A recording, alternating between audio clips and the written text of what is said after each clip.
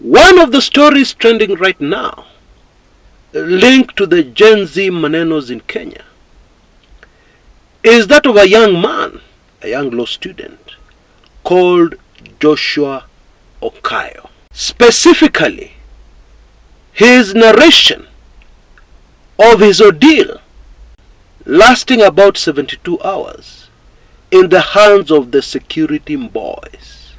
At least that unit, or is it gang, that these days abducts Kenyans who are not politically correct. Okay? Contrary to the laws of the land, contrary to our 2010 Constitution. It is not possible to listen to the story of young Oko and not be affected very seriously. Indeed, Oko in the interview several times breaks down into tears. He says he even has trouble sleeping after his ordeal in the hands of this man. Oko participated in the 25th June Occupy Parliament protests, and then on the very next day vanished into thin air, while in Nairobi, very close to the CBD. He was found about 72 hours later in Murang'a, just at the edge of the Maragua River. Some people very close to this case believe that the whole idea of throwing him out of a moving vehicle in the direction of Maragua River was for him to land in the river and drown. He rolled down okay, but then stopped just at the edge of the river, but was too weak to move baada ya kuteswa na kunyimwa chakula all those days. He was finally rescued by villagers and taken to hospital, and thank God that is now okay, apart from the psychological effect and the post-trauma ailments he now has to live with, like not being able to sleep normally. And actually, he was the lucky one, because another student, who was a student at the JKU Art University, a few days ago was found in an isolated quarry in Juja, Mashimoni area.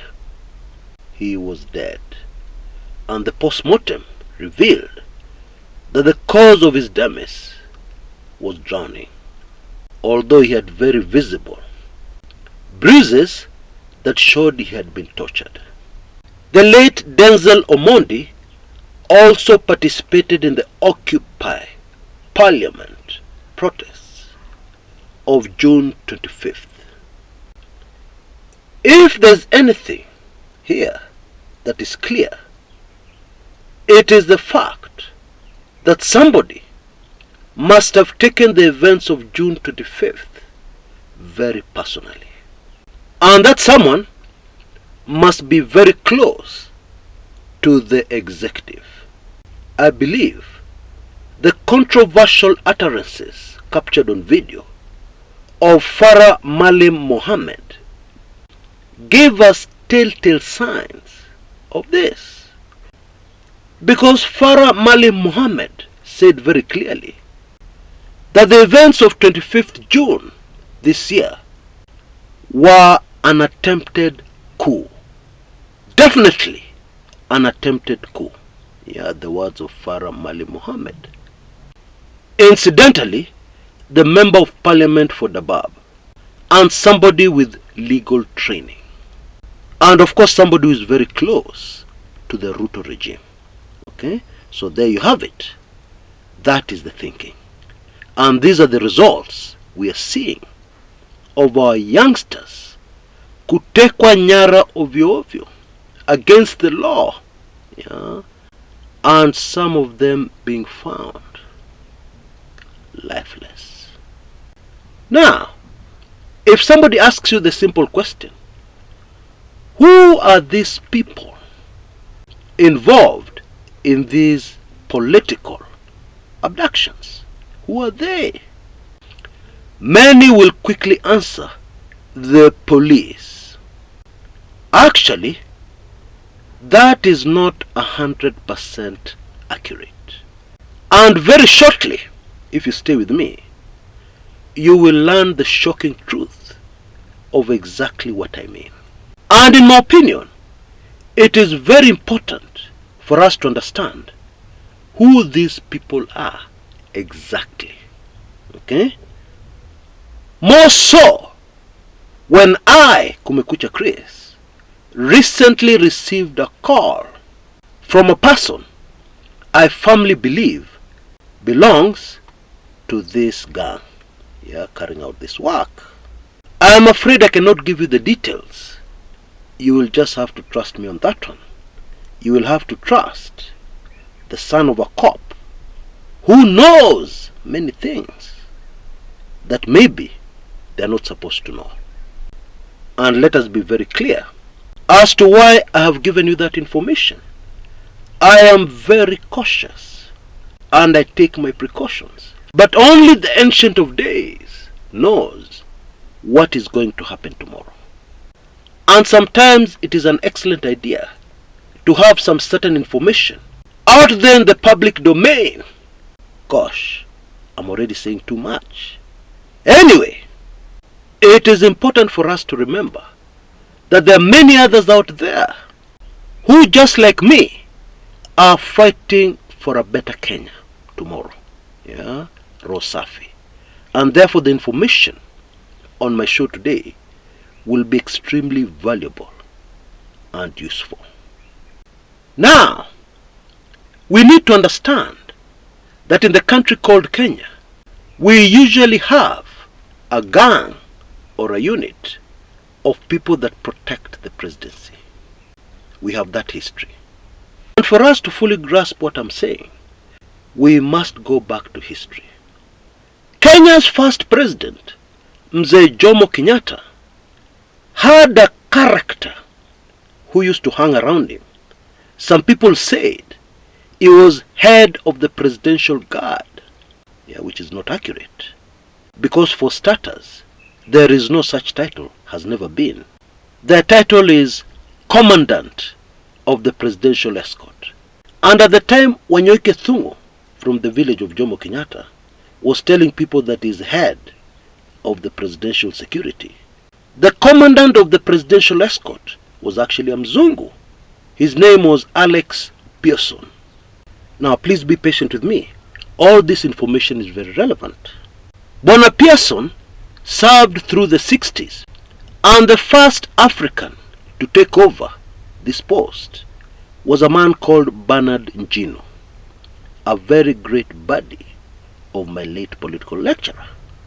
Njino served until the death of President Jomo Kenyatta, and even into the Moi presidency. He of course later became the police commissioner.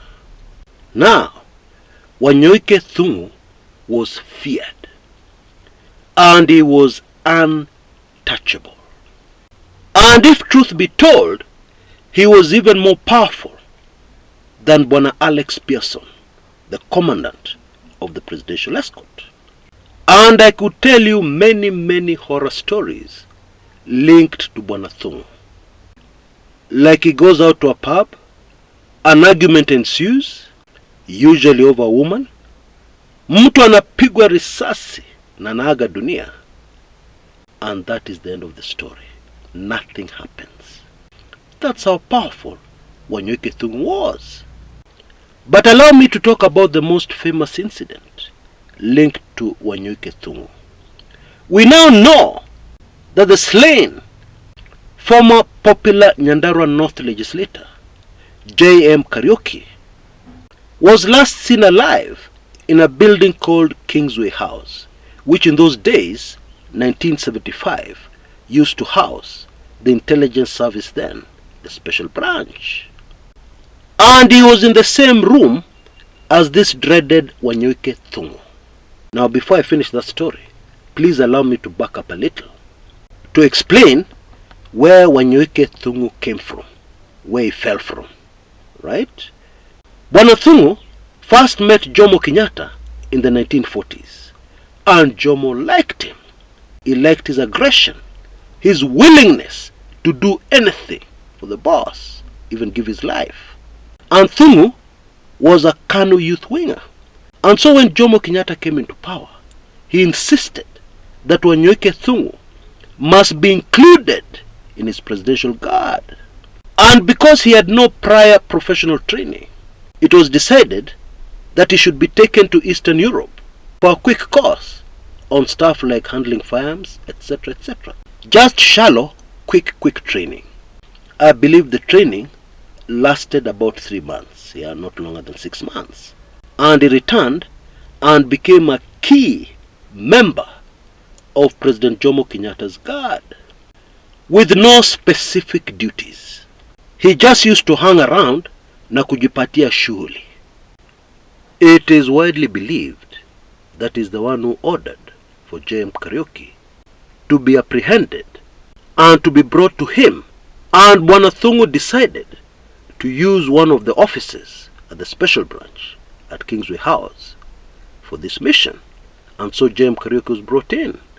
Now during questioning, impeccable multiple sources tell us that Wanyoike Thungu asked J.M. Kariuki why he was going around the country insulting the president, as if they were age mates, and generally undermining the presidency.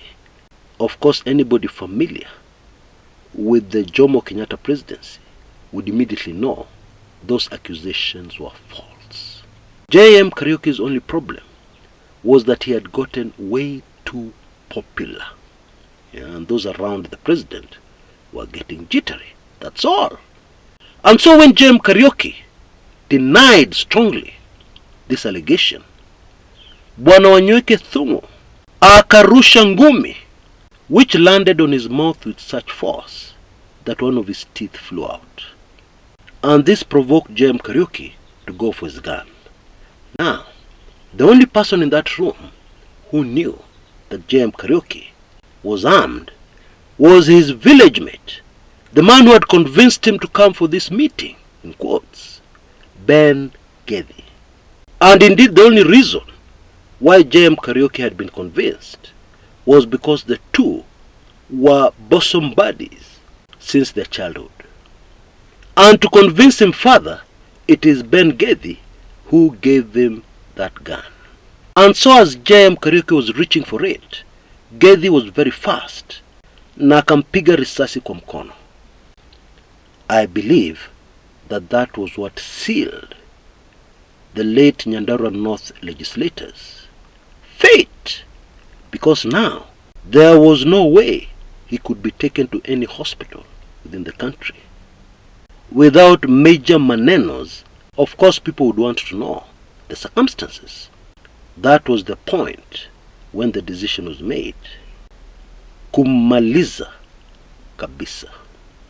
Now, this interrogation of J.M. Kariuki is very relevant to what we're discussing here today. Carefully note his question, directly linked to the presidency, suggesting that this man whom they were interrogating was a threat to the presidency. And of course it was the work of Wanyoike Thungu to protect the presidency. Also take careful note of the people who are present, including a senior police officer, in fact the head of the General Service Unit, Ben Gedhi. But it was not Gedhi who was calling the shots here. The person calling the shots was Wanyoike Thungu. He had instigated this meeting, and he was the one who was asking the questions. That is very relevant, because we always get confused and we say it is the police. Now you understand what I mean when I say that that is not exactly true. To be clear, the way these operations are done is that the security boys are aware. Some of them may be involved, but the people who make the decisions are not professionals and don't care about the law. And I hope you realize that this puts victims in a very dangerous situation. Okay? Those unfortunate enough to end up being abducted. There is also something else from 1975 that is super relevant to today. After the passing on of J.M. Kariuki, there was a parliamentary select committee that investigated the whole matter. Yeah, very brave Kenyans at that time. And they got very close to the truth. And when they were handing in their report to President Jomo Kenyatta at State House, he made a very interesting request.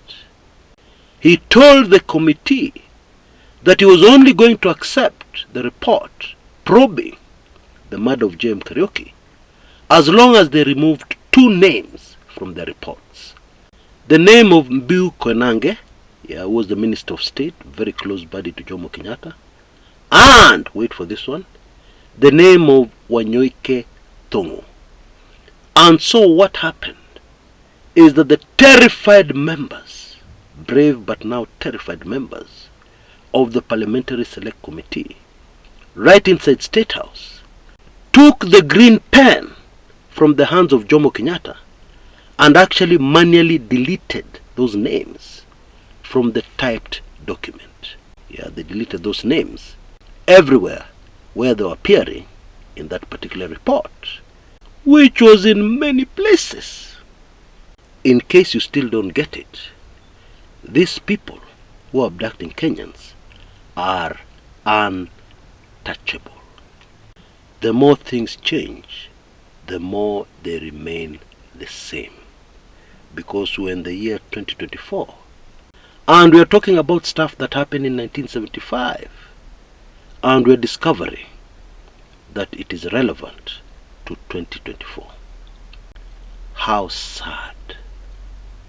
How very sad that is. My sincere condolences to the family of the late Denzel Omondi.